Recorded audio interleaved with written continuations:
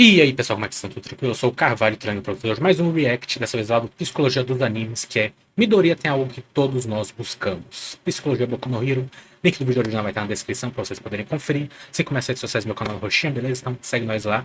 E vamos lá. Eu acho muito difícil, porque eu não gosto do Midoriya, não gosto de nada que o Midoriya faz, pra ser bem sincero, no anime. Não leio mais o mangá, dropei, não tava dando não. Enfim, vamos ver o que que é.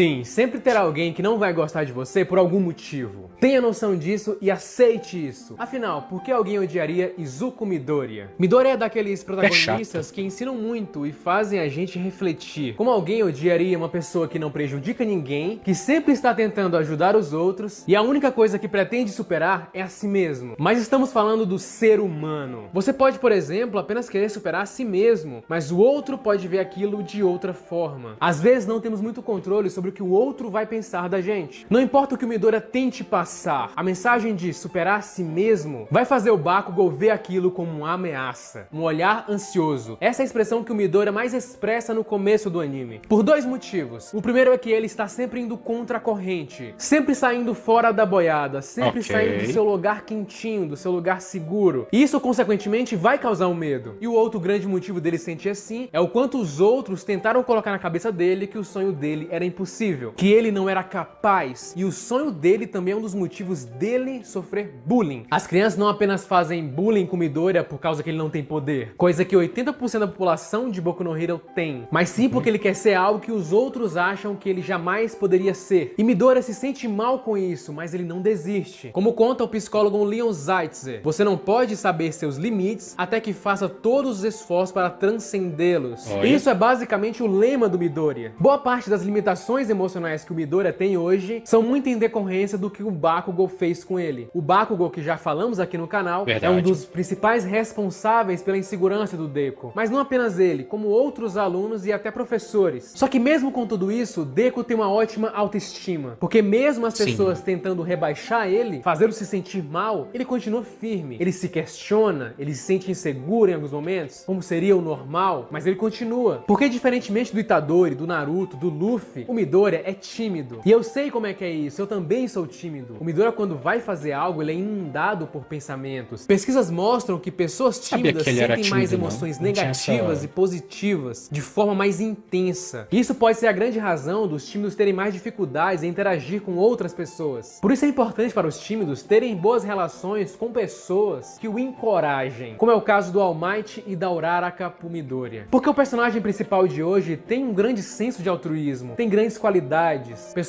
Porque o personagem principal de hoje tem um grande senso de altruísmo, tem grandes qualidades. Pessoas altruístas conseguem colocar a vida dos outros acima da própria vida. O professor de comportamento social, Dale Miller, fala da norma do interesse próprio. De acordo com essa norma, todo comportamento humano é e deve ser movido por motivações egoístas. Se eu ajudo alguém, na verdade aquilo seria para me ajudar também. Pensamento esse compartilhado por Aristóteles, que dizia que todos os sentimentos amigáveis estende-se aos outros, desde aqueles que têm o eu principalmente como seu objeto. Mas o que dizer de pessoas que entregariam sua vida pelo outro? Tanto fatores neurológicos como culturais podem fazer com que algumas pessoas sejam mais altruístas do que outras. O Deku seria o oposto de alguém com transtorno de personalidade antissocial, o psicopata. Porque o que pesquisas mostram é que os altruístas parecem estar particularmente sintonizados com os sinais de que outra pessoa está em perigo. Eles têm uma capacidade acima da média de reconhecer quando o outro está com medo. O que parece resultar de uma área do cérebro chamada amígdala, que nesse caso ela é mais reativa a expressões faciais de medo. Essa parte do cérebro mais sensível é também maior fisicamente nas pessoas altruístas. É constatado que pessoas com transtornos antissociais exibem padrões consistentes de deficiências neuroanatômicas, como reduções no volume da amígdala e na capacidade de resposta dessa estrutura aos estímulos relevantes para o medo, o que faz eles terem uma sensibilização menor às dores do outro. E o Deku queria colocar essa grande característica dele em prática. Quando o médico fala que é impossível ele se tornar um super-herói, ele vê meio que tudo isso desmoronar. É como se desde aquele momento ele começasse a fracassar no que ele quer ser. E o fracasso é algo que destrói o ser humano. A maioria das pessoas considera falhar em algo como falhando na vida inteira. Existe uma maximização aí, e isso é terrível. Porém, mesmo depois de dizerem pra ele que ele não tem como ter poderes, que ele consequentemente não vai poder se tornar um super-herói, e ainda por cima ter outras pessoas desacreditando que ele ele quer fazer, Deku continua. Porque, como eu falei, ele tem uma ótima autoestima. Porque, apesar de tudo, ele acredita em si mesmo. Aquele caderninho que ele faz anotações sobre os poderes dos super-heróis é o sinal de que ele está buscando respostas, está buscando referências. Ele não tem controle sobre ter poder ou não, mas ele tenta por outros meios chegar ao objetivo dele. É como se ele estivesse se preparando para quando o momento que ele nem sabe se vai vir chegar. E essa persistência dele também incomoda os outros, porque é uma persistência que muitos queriam ter. No best-seller Grit, da psicóloga Angela Duckworth, onde ela fala sobre persistência, tem uma frase bem marcante: o entusiasmo é comum, a resistência é rara. O Midoriya se encaixa nisso porque ele tem ali todos os fatores que por si só fariam ele não acreditar em si mesmo. Só que por acaso ele encontra o All Might. Ele passa agora a ter uma individualidade. Ele consegue entrar na escola de super-heróis. E a vida dele muda completamente. Porque agora, de fato, ele consegue impactar nas outras pessoas. Ele consegue revelar suas verdadeiras habilidades e colocar elas em prática. Porque o Midoriya é extremamente sensível. Ele gosta de ajudar os outros, não só fisicamente, como emocionalmente também. Foi assim que ele fez com Todoroki. O Eijiro também acaba admirando ele. Agora o Midoriya é admirado e as pessoas se perguntam o que o Midoriya faria nessa situação. Ele passa a ser um exemplo. Ele passa a ser alguém totalmente influente. Ele precisou primeiro de uma figura de apoio, que foi o All Might, para ele colocar em prática o seu verdadeiro potencial. Algumas pessoas se sentem encorajadas ou mudam totalmente sua percepção com apenas uma palavra de incentivo. Pode acontecer. Porque o Midoriya já tinha vários atributos inatos. Ele só precisava sentir a confiança necessária para colocar em prática. E o que a gente vê em cada temporada de Boku no Hero é o Midoriya sempre se superando. É o Midoriya desafiando o Bakugo. Agora você não me causa mais medo. No capítulo 61, o Deku fala que se sente bastante vulnerável quando está perto do Bakugo, sem controle do que ele vai fazer, e com isso ele acaba obedecendo ele. Patrick Carnes escreve extensivamente sobre isso em The Betrayal Bond,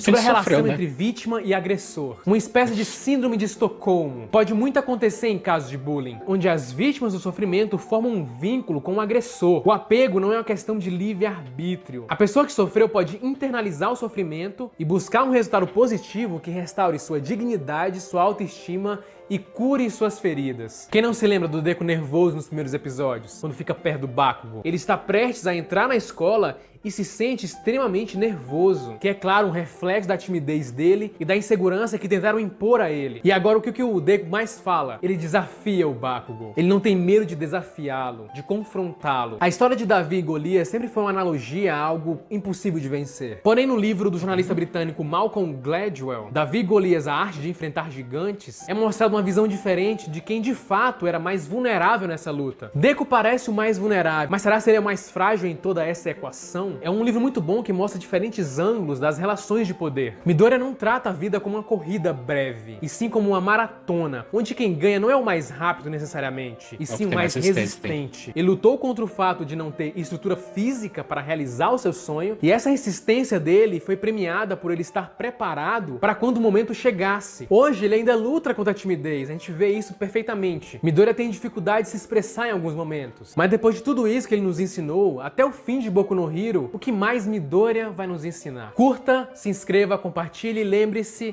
é apenas o começo. Ok. Não... Eu tenho um problema com o Deku, sendo bem sincero. Como eu falei, eu não gosto dele nem um pouco. Não gosto de personagens nesse estilo que são bonzinhos, não sei o quê. Eu não gosto. Não consigo gostar. Eu não sei porquê.